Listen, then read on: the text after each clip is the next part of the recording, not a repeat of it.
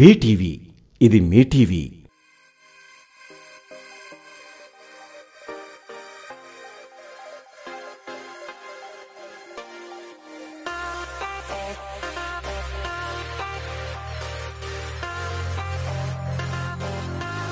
మార్పు కోరుకునే యువతకు వందనం, మనకి అండగా ఉన్న జనసేనకు అభివందనం.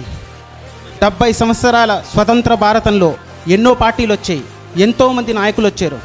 కానీ సమస్యలుగానే ఉన్నాయి. పేదరికం అలానే ఉంది. ఈ సమస్యలకు పరిష్కారం కావాలి అంటే ఓ కొత్త ఆలోచన రావాలి, ఓ కొత్త శక్తి కావాలి.